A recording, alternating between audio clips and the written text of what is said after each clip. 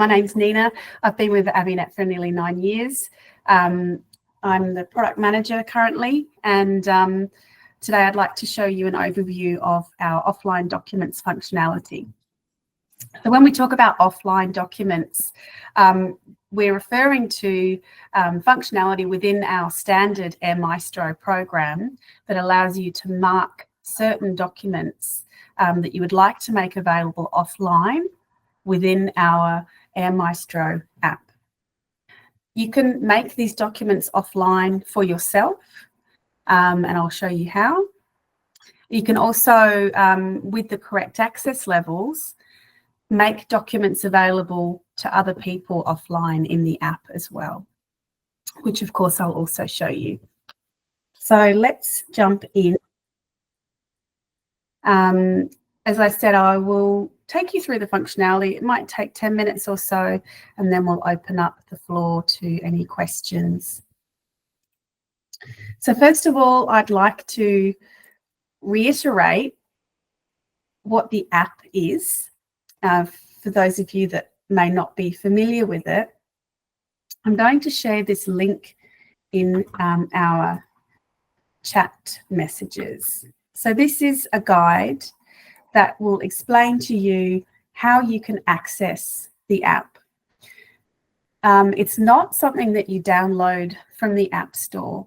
The reason for that is that it is a progressive web app, which means it's actually something that runs in your internet browser, but it looks and behaves like an app. The first time you access it, you will be prompted to save the link or the icon to your home screen on your phone or your tablet or even your laptop. And then from there on, you will just click on that icon on the home screen. It'll launch and it will look and behave like an app. And this also works offline, hence the offline documents capability. So I will come back to this at the end of the webinar if you'd like to have another look or ask questions about how you access it. But as I mentioned, I've shared that within our meeting chat as well. Okay, so we're looking at our document library screen. You can see there's a new column. This is what we call the concept of favoriting a document or a folder. And this is what any person, any user that has access to the document library will see. There's no specific access level for making an individual, making it possible for the individual to mark their own favorite folders or document to be available offline in the app. So let's just try this as an example. So I would like to have the customer folder made available to me offline when I log into my app. So I've simply starred that icon. Now let's move over to my other tab. So in this tab, I have logged into the app. So as I mentioned at the start, because this app can actually run in a browser, I'm able to demonstrate to you the functionality that you would also see on your phone or your tablet.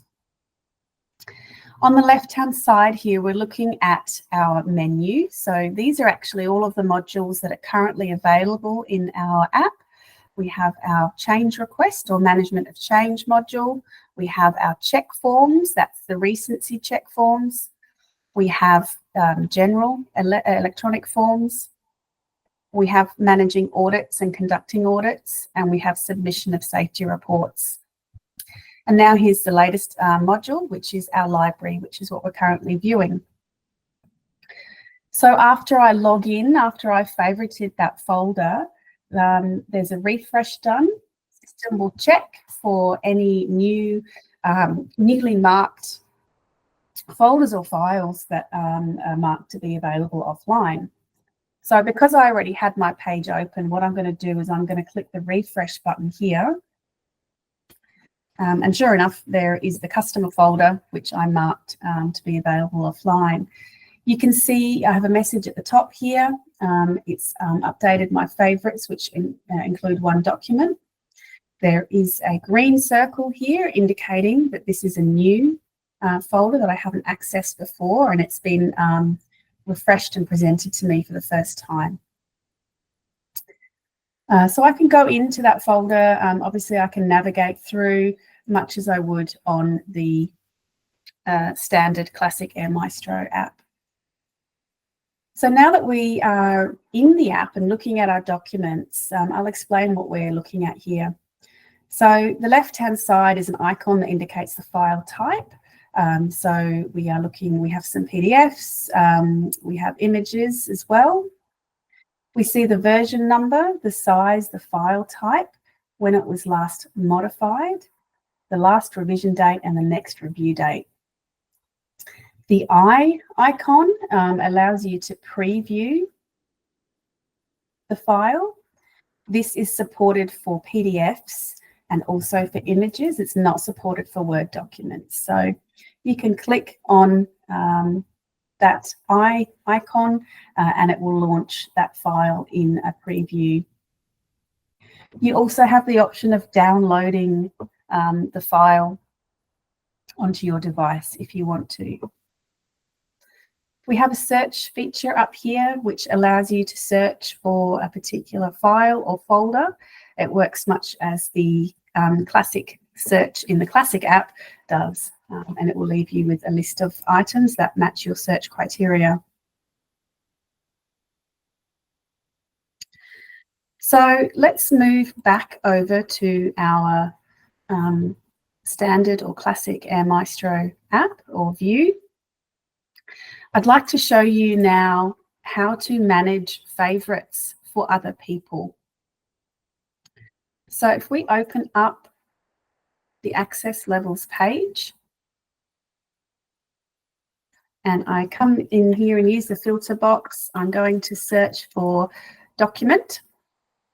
You'll see this new access level, document favorite management.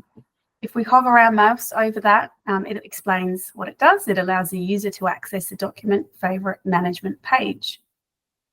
The other two access levels here have been there for a long time. There's nothing new. The first one, document library, allows a person to view the document library. Document library administration allows someone to view it and also add and edit files, folders, permissions, and so on. So the new one that we need to turn on for people, if we would like to let them use this functionality of managing document favorites for other people, is this one here. So once that's been turned on, come back to our document library page and we see a new button at the top here called Manage Favorites. So I'll click on that now and we'll go to this new page. So let's say I would now like to make a folder available for my Adelaide pilots and sort of push it onto their app. This is the structure here of my Air Maestro folder structure, and I can expand these and see what is available. So I'm going to choose company manuals. And when I click on this, what it does is it will tell me how many people do not have access to this folder, because we might get ourselves into a sticky situation here where you want to push this folder down to all of your Adelaide Pilots app. However, you might not have actually given them permission to view that document in your document library. So we tell you who does and does not have access to this folder currently. So over here on the right-hand side is our button to add a favorite. I'll click on that. And it shows me a drop-down list, which I can select my file or folder from. And it shows me the list of personnel grouped by base and department. The left-hand side folder structure is really only for information purposes, to do with people that do and do not have access to certain folders. So this is the area here that you really want to work with and manage when you're distributing your files and your folders to other people. You really only need to concern yourself with this side if you have some sort of tricky access level wherein you may not have given everyone in your company access to all of your folders. So let's find flight operations folder. I'm going to tick that, and I would like to give that, like I said, to my Adelaide pilots. And sure enough, my user is one of those in there. Once I've chosen my file or my folder and the people I'd like to give access to, I click Update. Just again, to cover scenarios where you might have missed alignment with some access levels, it tells me you've tried to give this to 3 people. However, 3 people who don't already have access in the document library to this. That's okay. I didn't want these people to anyway, so that's all right. What you can do now, if you're concerned about this or you would still like to give people access here, you could go back into your document library and ensure that all Adelaide pilots actually have access to that folder before you try and distribute it. So now let's go over to our app. I'm going to go up to the top of my library here and I'll click refresh. Had I logged out and logged in again, I won't need to click refresh. It will automatically check this for you when I come back in. So now we see this additional folder. Again, it is marked by a green circle indicating I haven't viewed it yet, or it's a new thing for me since I've last logged in or refreshed. There is a different color on the folder there, if you can see that. It is a dark blue rather than a grey. Dark blue indicates it's assigned as a mandatory or as a favourite by a manager.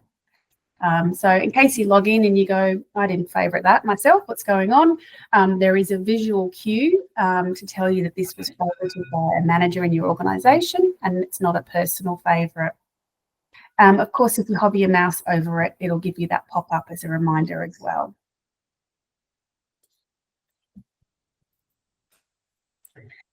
There is a third and a final way to favourite items, and this is probably, once you get used to this functionality, this is the most likely way that you'll do this. So if we go back now to our document library, I'm going to click on Add File here in the top right corner.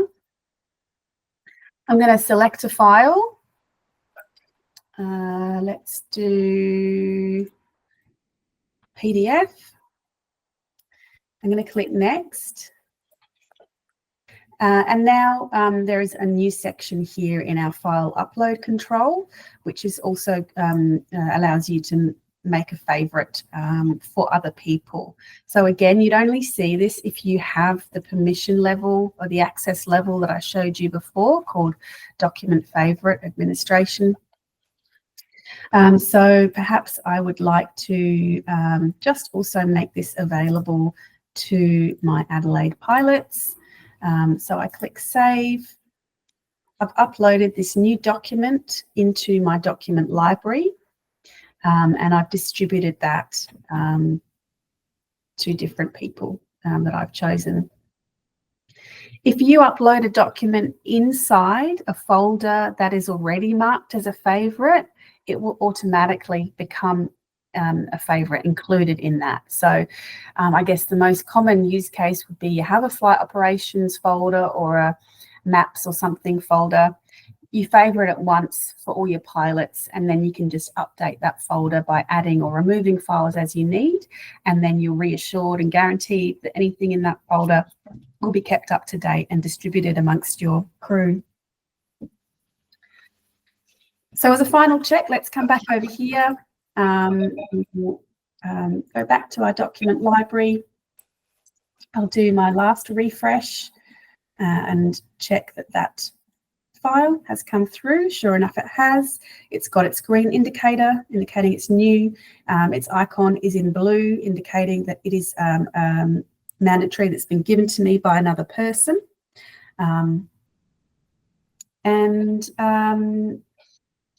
That is the overview of the offline documents.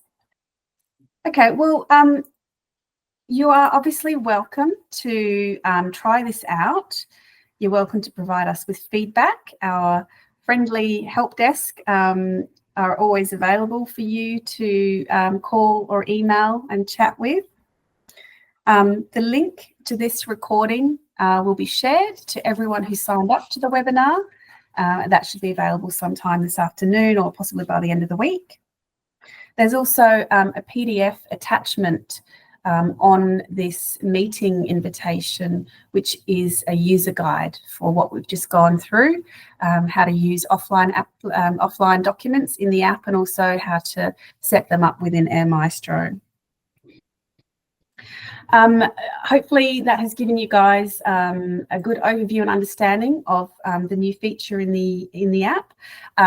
Just some updates on what's coming next in our app. The team are currently working on flight records and timesheets to be the next modules coming in here to our app. We do have a Flight and Duty app currently that you can download from the Apple Store. Unfortunately, when we wrote it, it's only iOS specific. So now that we're moving forward with our progressive web app, that's obviously one of the most important and most used modules. So that will be coming hopefully early to mid next year. But obviously, check your newsletters and we will let you know when that's coming. Okay, well, thank you everyone for your time. As I said, please feel free to send me an email or the help desk an email with any queries, and we'll be happy to help you with anything.